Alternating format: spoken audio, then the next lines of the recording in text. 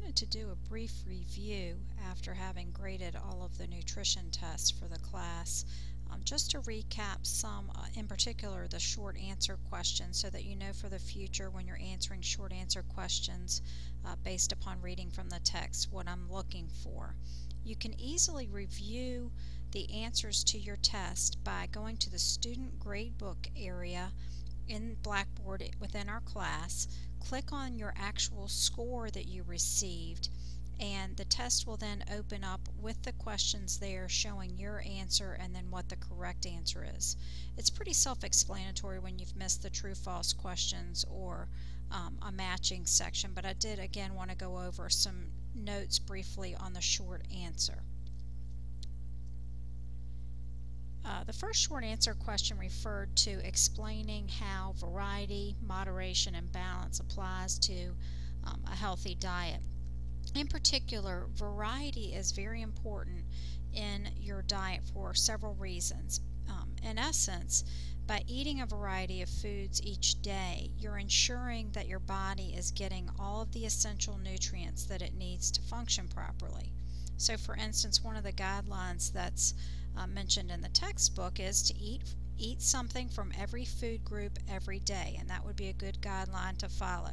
More particularly, for instance, within a particular food group such as vegetables, eating a variety of foods within that particular food group. So for instance, eating some dark green leafy veggies, eating some orange or red veggies such as sweet potatoes or carrots, eating some starchy veggies such as potatoes, etc., will ensure that you're getting the variety and again all of the nutrients.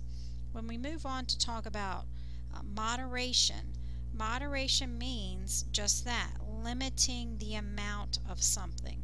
So for diet, it's important that you use that moderation guideline when you're referring to fats in particular, sugar, and sodium. All of those should be taken in moderation. Portion sizes, if you mention that, that's very good, because it's important to not completely eliminate fat, for instance, because our body needs a certain amount of fat to carry on certain bodily functions properly. But limit the amount, and in particular limit the types of fat. So saturated fats, as we all know, and even trans fats can be more harmful to our body than unsaturated fats. Also, pay attention to moderation when it comes to sugar.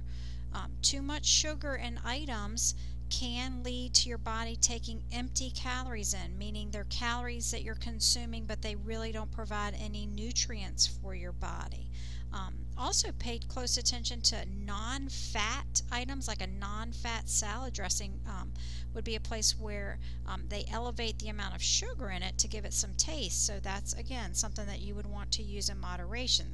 It's a tricky one because people think that, oh, it's a non-fat item, that's good, but also pay close attention to the sugar. Balance is very important for a couple different reasons.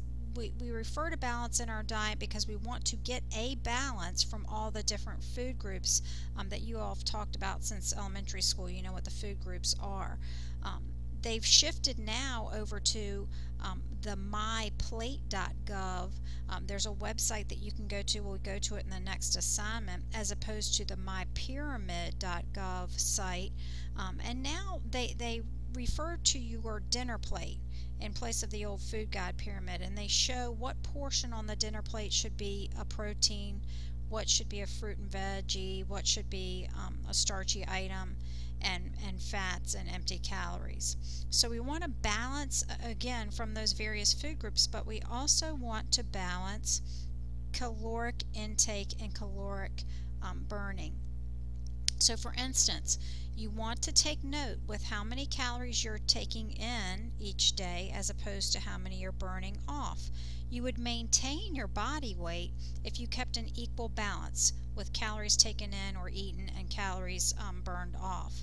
You would, however, gain weight if you took in more calories than you burned off, and even the reverse is true.